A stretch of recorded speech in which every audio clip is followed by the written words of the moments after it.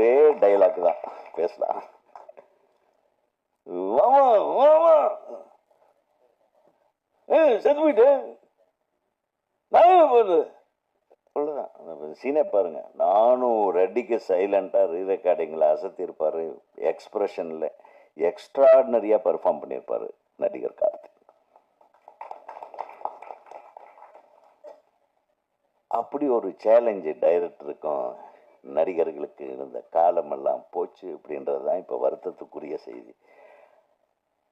உங்க எக்ஸ்பிரஷனை பார்த்தப்போ அது ஞாபகம் வந்துடுச்சு எனக்கு. அறிவை கூர்மையாக்கி மூளையை சிந்தனையை பயிற்றுவிக்கும் மிகப்பெரிய பொறுப்பு படைப்பாளிகளுக்கு உண்டு.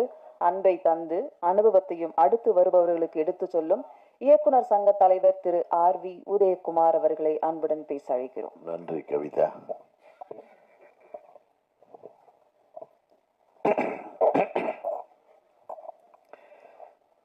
இறுதி முயற்சி. இந்த படம் ட்ரெய்லர் ரொம்ப நல்லா இருந்தது, உண்மையாகவே நல்லா இருந்தது. வழக்கம் போல் நம்ம தம்பி ஒரு கத்தி கப்படம் எடுத்துட்டு போயிட்டு வருவான்னு பார்த்தா ரொம்ப எமோஷனலாக கலக்கிட்டீங்க. ரொம்ப சந்தோஷம். எனக்கு தெரிய ஒரு தன்னுடைய மிகச்சிறந்த நடிப்பை வெளிப்படுத்தியிருக்கீங்க. அந்த மாதிரி தான் நான் ஃபீல் பண்ணேன். நான் ஒவ்வொரு சீன்லேயும் ஒவ்வொரு ஃபேஷியல் எக்ஸ்பிரஷனும் ஒரு வித்தியாசமாக இருந்தது. உங்களுக்கு இதுவரையிலும் பார்க்காத ஒரு முகத்தை, அதை கதையை நல்லா உள்வாங்கியிருக்கீங்கன்னு நினைக்கிறேன். அதை மீறி எதுவும் பண்ணிட வேண்டாம். டைரக்டர் தம்பிக்கு நம்ம எப்போ ஒரு கதை நம்ம ஆழமாக உணர்ந்து அதுக்கு நம்ம டெடிகேட் பண்ணுறோமோ அப்போ இந்த இயக்குனர் என்ன எதிர்பார்க்குறாரோ அதுக்குள்ளேயே இருந்து நடிப்பாங்க. அது மிகச்சில நடிகர்கள் தான் அந்த மாதிரி செய்ய முடியும். நான் பல படங்கள் எடுத்திருக்கேன்.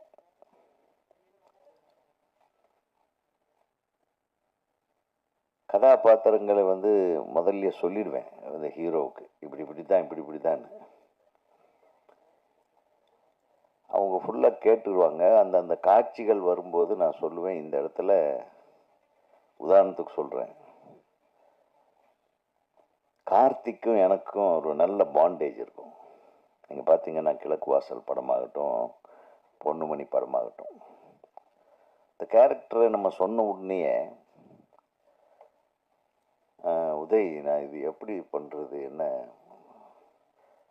நாம் ஒரு 10-15 பக்கத்துக்கு ஒரு டைலாக் எழுதி கொடுத்து விட்டேன். என்ன இவ்வளோ பெரிய டைலாக் ஃபுல்லாக மனப்பாடம் பண்ணிங்க.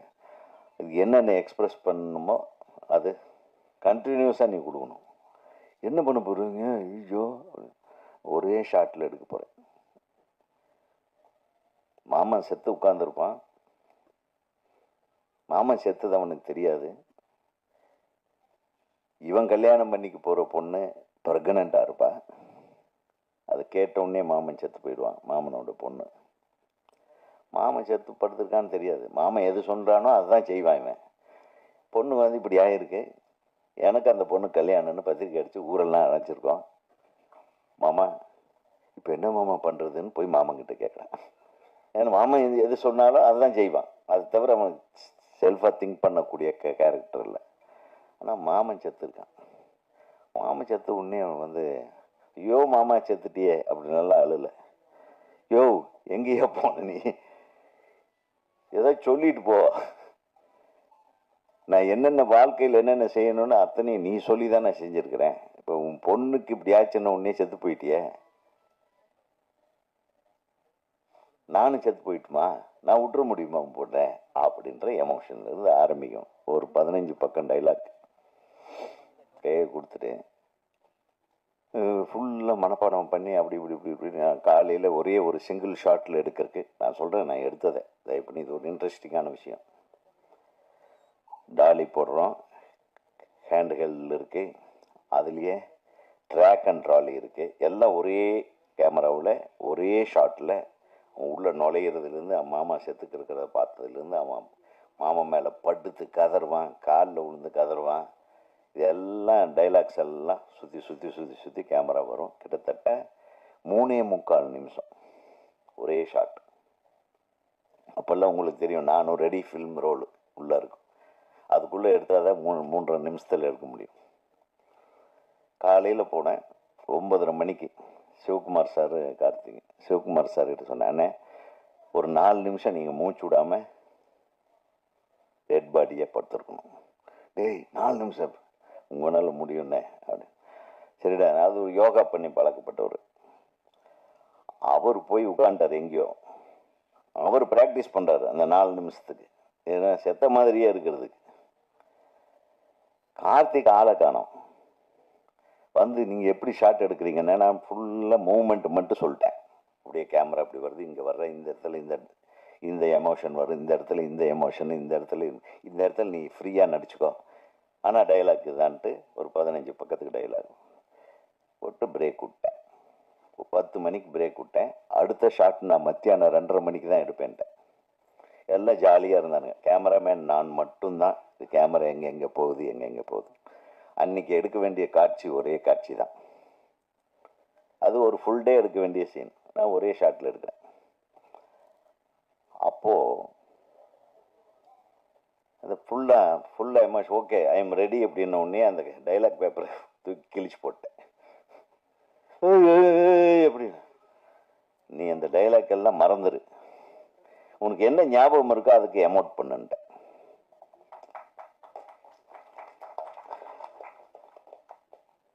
நீ இதுதான் உணர்வு. நீ கார்த்திக்கோ இதுவனா கிடையாது. அந்த பொன்னுமணியோட கேரக்டர் இதுதான். பொன்னுமணியோட சிந்தாமணி வந்து வயிற்றுல குழந்தையோட இருக்கான்னு உனக்கு தெரியாது. உங்கள் மாமன் கல்யாணத்தை ஃபிக்ஸ் பண்ணி வச்சுட்டா, அவன் செத்து கிடக்குறான். நீ என்னென்ன ஃபீல் பண்ணுவியோ நீ ஃபீல் பண்ணி என்னென்ன பண்ணணும்னு நினைக்கிறியோ பண்ணிக்கோ அப்படின்னா. பண்ணாரு. ஒரே டேக்கில் ஓகே, ஒரே டைலாக் தான் பேசலாம்.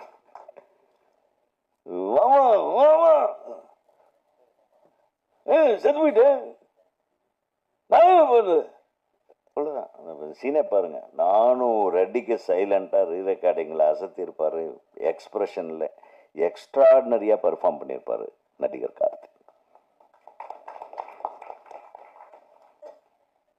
அப்படி ஒரு சேலஞ்சு டைரக்டருக்கும் நடிகர்களுக்கு இருந்த காலமெல்லாம் போச்சு அப்படின்றது தான் இப்போ வருத்தத்துக்குரிய செய்தி.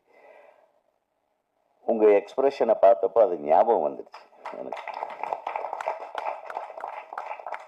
ஒரு தனது முதல் படத்திலேயே தன் முதல் முயற்சியாக இறுதி முயற்சின்னு ஒரு படத்தை எடுத்துக்கிறார் டைரக்டர். ஏன் தம்பி, சிறப்பாக இருக்குது. நீங்கள் எடுத்துக்கிட்டு கதைக்களம், அந்த கதைக்களம்ன்றதை விட அந்த ஒரு உணர்வு களம். ஒரு மனுஷன் வந்து தன்னுடைய குடும்பத்தோடு தான் வந்து தற்கொலை பண்ணுறதுக்கு முன்னாடி அவன் மனநிலை எப்படியெல்லாம் இருந்திருக்கு.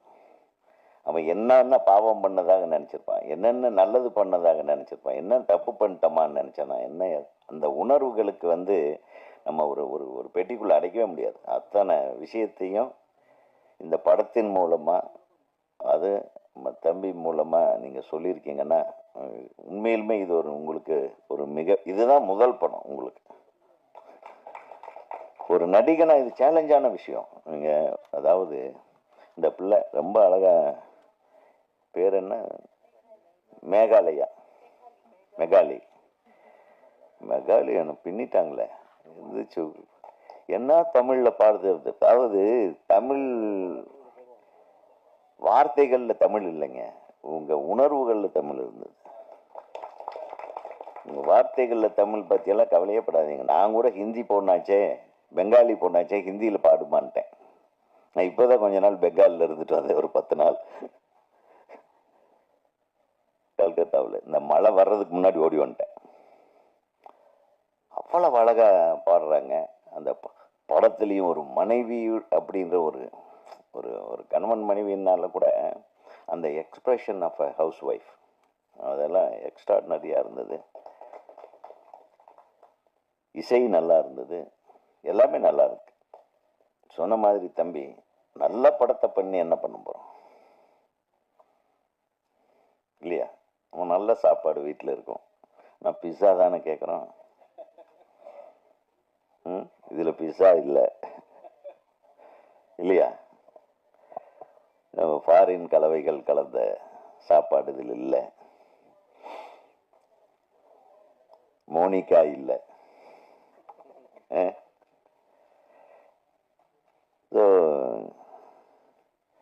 சினிமா வந்து யாராலையும் ஒன்றும் பண்ண முடியாது. நல்ல சினிமாக்களை எந்த கொம்பனாலையும் தடுக்க முடியாது. அது நிச்சயமா போய் ரீச் ஆகணும். நல்ல படங்களை ரசிக்கக்கூடியவர்கள் தான் தமிழ் ரசிகர்கள். நல்ல சிறந்த படங்களை தூக்கி கொண்டாடக்கூடியவர்கள் தான் ரசிகர்கள். அது ரசிகர்கள் பற்றி எப்பவுமே நம்ம தப்பு கணக்கு போடக்கூடாது. ஒரே விஷயம் என்னன்னா, நமக்கு ரசிகர்களுக்கு நடுவில் சில பாலிடிக்ஸ் நடக்குது பாருங்க. அந்த பாலிடிக்ஸை தான் கரெக்ட் பண்ணணும். நம்ம கண்டென்ட் போய் சேர விடாமல் பண்ணுவாங்க பாருங்க. நீங்கள் சொன்னீங்களே எங்கே நம்ம டிஸ்ட்ரிபியூட்டர், ரொம்ப சந்தோஷம். கரெக்டாக அவர் கணக்கு கொடுக்கணும். எவ்வளவு தியேட்டரில் எவ்வளவு நாள் ஓடுதுன்னு அவருக்காவது தெரியணும். புரியுதா? நீங்கள் தயாரிப்பாளருக்கு தெரியாது அப்படின்றீங்க. அது நான் பல மேடைகளில் பல தடவை நம்ம எல்லாத்துக்கிட்டையும் சொல்லிட்டு இருக்கேன். மொத்தம் ஒரு 50 தியேட்டரில் ரிலீஸ் ஆயிடுச்சு. ஒரு நாளைக்கு ஒரு 60 ஷோ ஓடுது. ஒரு 4 நாளைக்கு எவ்வளவு ஷோ, ஒவ்வொரு ஷோவுக்கு எவ்வளவு கலெக்ஷன் ஆகுதுன்னு உண்மையாக யார் கொடுக்குறானோ அவன் தான் உண்மையாக சினிமா நேசிக்கிற ஒரு டிஸ்ட்ரிபியூட்டர். கடைசியில் 2 லட்சம் ரூபா தான் மிச்சம்னு கொண்டு அந்த கணக்கு கூட நம்ம கேட்க வேண்டாம். அந்த கணக்கே வேண்டான்ற லெவலுக்கு தள்ளிடுறாங்க சில டைமில் நல்ல படங்களுக்கு. ஸோ இது வேற எங்கேயோ ஒரு எனிமிட்டி இருக்குது. நல்ல சினிமாவுக்கும் ரசிகர்களுக்கு நடுவில் நிறைய வில்லனுகள் இருக்காங்க. அந்த வில்லனுகளை எல்லாம் முதல்ல நம்ம காலி பண்ணணும். அதுக்கு தான் நம்ம போராட வேண்டியிருக்கு. நீங்கள் சொன்ன மாதிரி பத்திரிகை நண்பர்கள் எல்லாம் நல்லா தான் எழுதுவாங்க. நல்ல படங்களை எப்போதுமே பாராட்டுவாங்க. உங்களுடைய உழைப்பு இருக்கு பாருங்க. இதுதான் சினிமாவுக்கு ஆக்கப்பூர்வமான முயற்சின்றது. இதுதான். இந்த மாதிரி தான் ஒவ்வொருத்தரும் ஜெயிக்கணும்ன்ட்டு நம்ம காலத்திலிருந்தும், செல்வமணி காலத்திலிருந்தும், எனக்கு முன்னாடி வந்த பாரதி ராஜா, பாக்கியராஜ் சார் காலத்திலிருந்தும் நாங்கள்லாம் வந்தது காரணமே கடினமான உழைப்பு. காசெல்லாம் எதிர்பார்க்க மாட்டோம். அப்புறம் காசு தேவையாயிருது. காசு இல்லாமல் ஒன்றும் பண்ண முடியாது. காசும் தேவையாயிருது, வெற்றியும் தேவை. வெற்றி வரணும். வெற்றி இல்லைன்னா தான் நீங்கள் சொன்னீங்களே, இந்த ஏவிஎம் வாசல் இருந்து இந்த தெருவழி எல்லாம் அந்த வெற்றிகளை எதிர்நோக்கி வாழ்க்கையே இழந்த எத்தனையோ பேர் இருக்காங்க. அவங்களுக்காக நீங்கள் நல்லா சொன்னீங்க. அது எமோஷனலாக இருந்துச்சு.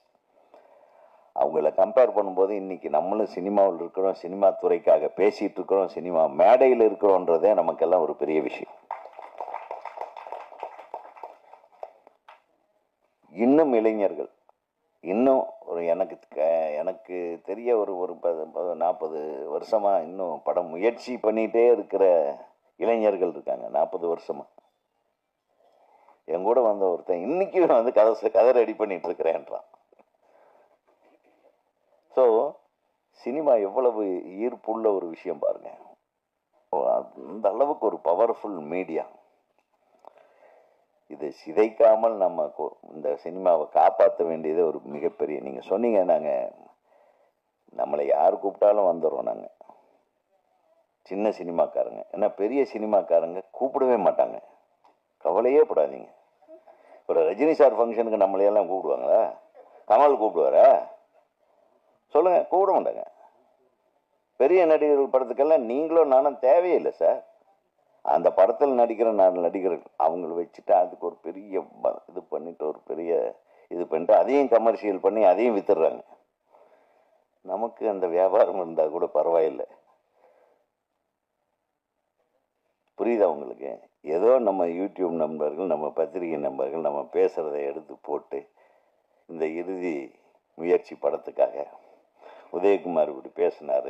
இறுதி முயற்சி ஓடணும், இது இறுதி முயற்சி சிறந்த படம், இறுதி முயற்சி தொழில்நுட்ப கலைஞர்கள் சிறப்பாக செய்திருக்கார்கள், இறுதி முயற்சி படத்தில் நடிகர்கள் பிரமாதம் பண்ணியிருக்காங்க, இயக்குனர் அற்புதமாக பண்ணியிருக்காரு. இந்த மாதிரி விஷயங்கள் எல்லாம் நம்ம இங்கே பேசுகிறத இது எல்லாத்தையும் கொஞ்சம் மிக்ஸ் பண்ணி அடித்து இறுதி முயற்சி படத்தையே கொஞ்சம் போய் சேர்க்கறதுக்கு அவங்க முயற்சி பண்ணுறாங்க. அதெல்லாம் வந்து இல்லை, இதெல்லாம் சொல்லவே சொல்லாதீங்க. எல்லாம் அவங்க கடமைகளை செய்கிறாங்க. நம்மளும் நம்ம கடமையை செய்கிறோம்.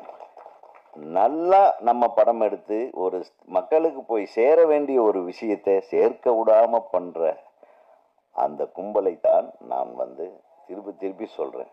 நம் தமிழ் இனத்தின், நம் தமிழ் திரை உலகத்தின் எதிரிங்கிறது அந்த அந்த இடம்தான். அந்த இடத்துல யார் என்ன பண்ணுறாங்கன்றது நான் சொல்லவே தெரியாது எனக்கு. நல்ல வேலை அந்த இடம் வர்றதுக்கு முன்னாடியே நம்ம சினிமாக்களை இயக்கி வெற்றி படங்களை கொடுத்துட்டேன், தப்பிச்சிட்டேன். திருப்பி இப்போ நான் வந்தாலும் இதுதான் மேட்ரு. நீங்கள் சொன்ன மாதிரி என்கிட்டையும் நிறைய, சார் நீங்கள் எவ்வளோ பெரிய டைரக்டர், எவ்வளோ நல்ல படம் எடுத்தீங்க, இவ்வளவு சார் நம்மளை ரொம்ப வெறுப்பேற்றுவாங்க. இன்னும் அருமையான பாட்டு எழுதியிருக்கீங்க, என்ன சூப்பராக கொண்டு வந்தீங்க சார், விஜயகாந்த் சார் படம் sir, Karthik sir, Rajini sir படம், எஜமா என்ன சார், எப்போ சார் அந்த மாதிரி படம்? இல்லை என்ன நான் எடுக்க மாட்டேன்னு சொன்ன மாதிரி இல்லை, எல்லாம் வியாபாரிகள் ஆயிட்டாங்கப்பா. இப்போ நம்மக்கிட்ட யார் வருவா? ஸோ வியாபாரம் இருக்கா நம்மக்கிட்ட? வியாபாரம் இல்லாத ஒரு இடத்துல உட்கார்ந்துட்டு நம்ம வியாபாரத்தை பற்றி பேசுகிறோம். அதனால தான் நீ சொல்கிறேன் தம்பி, வீட்டில் எல்லாம் ஓரளவுக்கு இந்த படத்தில் எல்லாம் இன்வெஸ்ட் பண்ணின்னா அது வந்தாலும் வரலைன்னாலும் உங்கள் குடும்பத்துக்கு ஒன்றும் பிரச்சனை இல்லைன்னு நான் கேட்பேன். நீ சொன்ன மாதிரி தான் நான் அது முதல்ல கேட்டுப்பேன். நீ இவ்வளோ இன்வெஸ்ட் பண்ணுறியா, அது போச்சுன்னு நினச்சிக்கோ, உனக்கு ஒன்றும் பிரச்சனை இருக்காதுல்ல அப்படின்னா சினிமா எடுக்கவா. எக்ஸ்ட்ரா பணம் இருந்தால் வா, இல்லைன்னா இந்த பக்கமே வராது. ஒன்ஸு நம்ம ஃபஸ்ட் காப்பி ரெடி பண்ணிட்டோம்னா இந்த ஃபஸ்ட் காப்பி தான் நம்ம சொத்து. அது எந்த அளவுக்கு நமக்கு வந்து வெற்றியை கொடுக்க போதோ அந்த அளவுக்கு தான் நமக்கு வருமானம் வரும். அது வெற்றியே வந்தாலும் சில டைமில் வருமானம் வர மாட்டேங்குது. இன்னொரு விஷயம், அது எல்லாம் கணக்கு தப்பாக எழுதுவானுங்க. இந்த மேடையில் இருப்பவர்கள் மட்டுமல்ல, இவங்க மட்டுமல்ல, நம்ம திருத்த வேண்டிய ஆளுங்க நிறைய பேர் இருக்காங்க சாமி. ஒரு போலீஸ் ஸ்டேஷனால முடியாது, ஒரு கோர்ட்னால முடியாது. மனசாட்சி உள்ள, இதயமுள்ள, தன்மானம் மிக்க மனிதர்களால் மட்டும்தான் ஒரு நல்ல திரைப்படத்தினுடைய வெற்றியை அழகாக அடுத்தவர்களுக்கு கொண்டு போய் சேர்க்க முடியும் என்று கூறிக்கொண்டு, இந்த திரைப்படத்தில் பணியாற்றிய அனைவருக்கும் அந்த நல்ல காலம் வர வேண்டும். இந்த திரைப்படம் மிகச் சிறப்பான முறையிலே நல்ல வசூலையும் தர வேண்டும். மக்கள் மனதை சென்றடையும் இந்த மிக அற்புதமான ஒரு கண்டென்ட் இது. இந்த கண்டென்ட்டை மறக்காமல், மறுக்காமல், தவறாமல் அனைவருக்கும் கொண்டு போய் சேர்க்க வேண்டிய கடமை உங்களுக்கு மட்டுமல்ல எங்களுக்கும் உள்ளது என்று சொல்லி, தமிழ்நாடு திரைப்பட இயக்குநர்கள் சங்கத்தின் சார்பாக அனைத்து நடிகர் நடிகைகளையும், தொழில்நுட்ப கலைஞர்களையும், எங்கே நம்ம டப்பிங்க அவர் கிளம்பிட்டாரா அண்ணன், ரொம்ப நல்லா இருந்தது. ஒரு ஷாட் வந்தாலும் கம்பீரமாக இருந்தது. விட்டல் சார் வந்து ரொம்ப நாள் எங்களுக்கு எனக்கு நண்பர் அவர். நாங்கள்லாம் இன்ஸ்டியூட் ஸ்டூடெண்ட்ஸுங்க, எனக்கு சீனியர்ஸ் இவர் ரஜினி சார்லாம். அவங்க இருந்த இன்ஸ்டியூட் வேறு, பட் அதே இன்ஸ்டியூட் தான் தமிழ்நாடு திரைப்பட கல்லூரியாக மாறிச்சு. ஸோ நமக்கு சீனியர் தான் அண்ணன் விட்டல் சார் என்றைக்குமே ஒரே மாதிரி இருப்பார். ரொம்ப அன்பானவர், தங்கமானவர். அவர் நண்பர்கிட்ட கூட அவர் எதுவுமே கேட்டது கிடையாது. அந்த மாதிரி நட்பு தான் வந்து ரஜினி சாருடைய நட்பு. அதனால் அவர் ஒரு மிகப்பெரிய, நான் எப்பவுமே சொல்கிறது, இந்த ரஜினி, கமல் போன்றவர்களுக்கு எல்லாம் வந்து இனிமேல் யாருமே, இளையராஜா, இந்த 3 பேர்த்தையும் யாரையும் வந்து எந்த விதத்துலையும் விமர்சிக்கிறது தவிர்த்துருங்கன்ற. ஏன்னா அவங்கெல்லாம் நிறைய சாதனை பண்ணிட்டாங்க, நிறைய இந்த தமிழ் மக்களுக்காக நிறைய உழைச்சிட்டாங்க, நிறைய அவங்களுடைய படைப்புகளால் நம்மளை நிறைய மகிழ்விச்சிட்டாங்க. ஸோ அவங்கள பற்றி இனிமேல் போட்டு திருப்பி இளையராஜா அப்படி, அவர் அப்படி, இவர் அப்படின்றது இனிமேல் யாருமே தயவு பண்ணி விமர்சனங்களை தவிர்த்து விட வேண்டும் என்று உங்களை அன்போடு கேட்டுக்கொண்டு, புதியவர்களை வளர்க்க நாம் அடுத்த கட்டத்தில் ஒரு மிகப்பெரிய முயற்சி எடுத்து புதிய படங்களை, இந்த மாதிரி நல்ல சிறந்த படங்களை மக்களிடம் கொண்டு போய் சேர்க்க வேண்டும் என்று கூறி அனைத்து தொழில்நுட்ப கலைஞர்களுக்கும் தமிழ்நாடு திரைப்பட இயக்குநர்கள் சங்கத்தின் சார்பாக எனது வாழ்த்துக்களை தெரிவித்து விடைபெறுகிறேன். நன்றி.